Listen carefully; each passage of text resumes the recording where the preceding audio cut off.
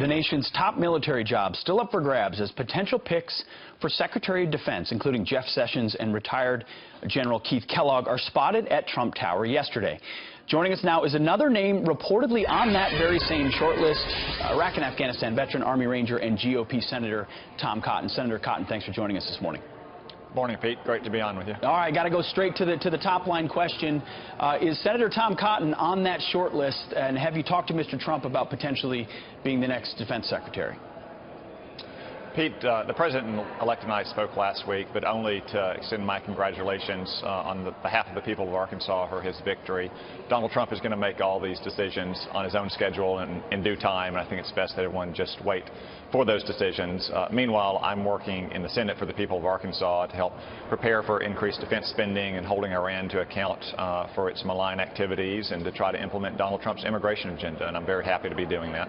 Sure. We're going to put up a list of other folks on that short list with your name on it as well. Senator Sessions, Representative Duncan Hunter, Michael Flynn, Lieutenant General Kellogg.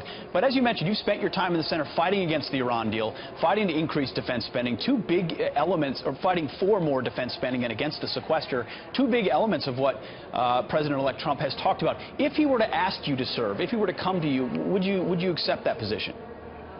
Pete, Donald Trump is going to make all those decisions on his own schedule, and I think it's best that we all just wait for him to make those decisions. But in the meantime, we need to prepare the ground to hit the ground running in January with that new agenda, like repealing those dramatic defense cuts and rebuilding our military and holding Iran to account. Sure. No, I know it's your job at this aspect not to answer that question just as it's mine to ask it, but I totally appreciate that and understand it's a decision outside of your control at this point. One other aspect, there's a lot of ramifications of President-elect Trump's election. One is the future of Guantanamo Bay, an issue you've talked about a lot. There's been some reports that President Obama could try to loosen the standards and push people out now. What do you see happening in the next couple of months? Does it stay open? And what does the future look like for Guantanamo Bay?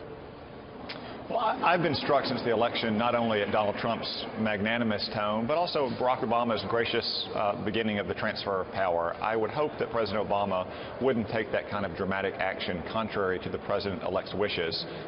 President Bush did not do that when President Obama was coming into office. Guantanamo Bay, though, won't be closed. It might be empty or its population might be reduced, but it will remain open and it will remain a critical tool in our global war against terror. Well, here's hoping that deference is given in this transition period, and certainly with an ongoing war against an enemy like ISIS and folks like Iran, we're going to need a place to extract information and hold folks. Thank you for leading the charge on issues like this in the Senate. Now you got a lot of work ahead of you today. Senator Tom Cotton, thanks for joining us. Thanks, Pete. You got it.